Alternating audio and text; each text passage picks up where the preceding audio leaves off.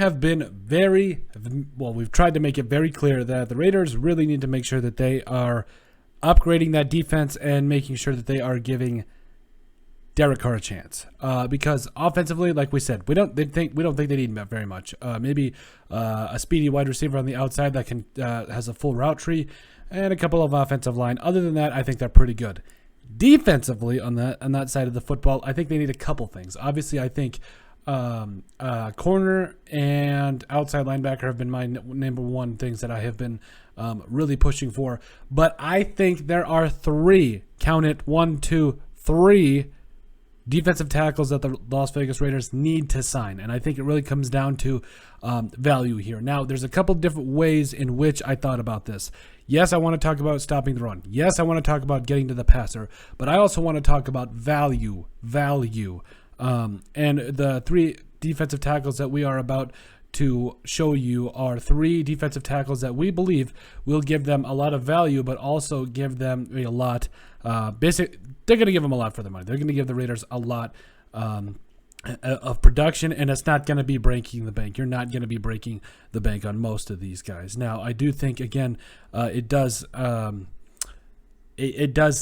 factor in here. When I say breaking the bank, I think the highest guy I have on here is like $6 million for 1 year. I know that's a lot of money to some, but I mean, Brendan Williams has a $10.5 million contract right now. So I think, that's the highest in the market. I don't think there's going to be your guys, but I think that these are three defensive tackles that the Raiders need to sign, or one of three, because I also think they should keep guys like Darius Philon and Rankins and all those boys. So I really like all their defensive tackles, but I think adding a little bit of an interior pass rush could really help out their defense, specifically the interior pass rush.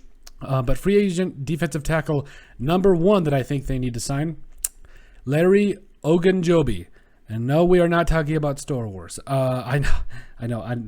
I'll stop. But I think that, if you look at Ogunjobi, excuse me, I knew I was going to have to practice that name. You really like what you see.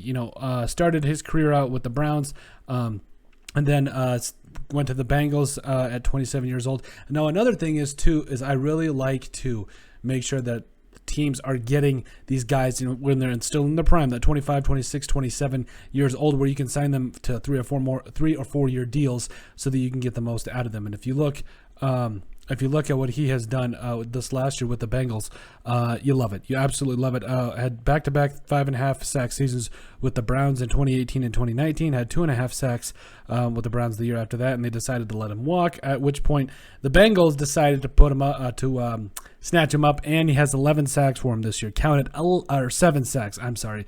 7 sacks. I need to figure it out. So I think at the end of the day, you look at a guy here that I don't think he's just a pass rusher either. Again, I think if you take a look at what he's done, he is not. None of these guys really are liabilities in the run game. But I think Ogunjobi would be my favorite to go out and get, because he's about a 50.4 PFF grade. Not great, but again, you bring him in to potentially start and bring that interior heat, that interior pass rush, that would really be great. Now, again, I do think that you really need to make sure that you are getting a lot of other, are bringing back a lot of the other guys like Darius Philon, Rankins, all those boys. But I think it would be foolish not to consider bringing in somebody else that could also shoulder the load. And that brings us to defensive tackle, free agent defensive tackle number 2 that I think the Raiders need to sign, B.J. Hill. No, I'm not just going with all Bengals players. Yes, they made it to the Super Bowl, but there's a reason. They have been generating a lot of interior pressure, which I believe is a huge reason as to why they are playing at such a high level on defense in terms of sacks, in terms of pressures, and all that good jazz. If you take a look at Hill here, going to be one of those more disruptive type of defensive tackles. Spent a couple of years with the Giants before going over to the Bengals. Had 5.5 sacks this last year, 50 total tackles. And again, you like what you see because, again, these guys are guys that aren't going to be overrun in the run game, that will be able to bring you a little bit of stank in the middle of that defense to be able to bring you something. And the thing with Hill, currently I think his market value isn't that much either from what I had seen. It's like, 2, 3, 4, 5 million, something like that. It's not a lot. So 2 to 6 million, 2 to 5 million. Geez, I sound like I'm not figuring it out right. But right now his contract is only 1.01 million for with the Bengals. So I think you could get him in that 2 to 6 million and do it very comfortably and be just fine. Like I think you could, and again, it's all about value. You get one of these guys in here that gets a lot of interior pressure, isn't a liability in the run game, and they find a way to contribute and bring something a little special to your team. And I think that's what this needs to be about. It cannot be just go out and sign the biggest free agent. If you're going to sign the guys like Devontae Williams or Devontae Adams, excuse me, you're going to want to sign guys that don't make quite as much, but still have that kind of an impact. And B.J. Hill is definitely one of those players.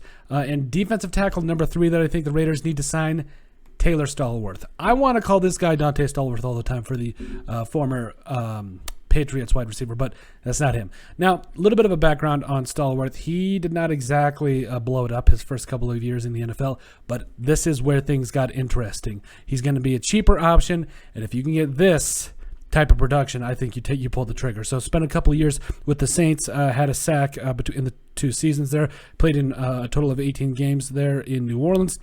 Then he went to the Colts, had half a sack last year, and this year, if you look at that, 3 sacks, I know it's not amazing, but it's about value. It's about getting players in here that can create an interior pass rush. They can find a way to get to the quarterback and really just make it easier on everybody else, especially, and I got to say this. I know Hankins, I know Quentin Jefferson, I know all those guys in the middle were very good, but I really think having a guy like Stallworth would really help out that interior pass rush. His contract with the Colts right now, I believe, is about $835,000. Listen, if you can get this type of production, a guy that comes in more of a secondary type of a pass rusher and finds a way to bring you 3 sacks a year, I pull the trigger on that every single time.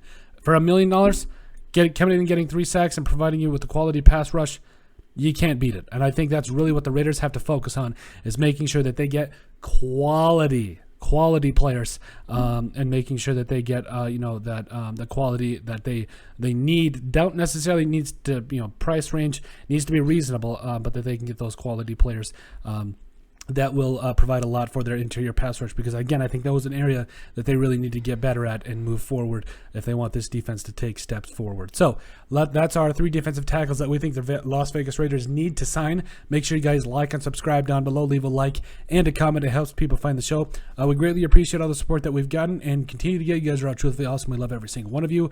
In the description down below, you'll find all of our social media platforms, so give us a like and a follow there. Also, make sure to give us a listen and sub on iTunes.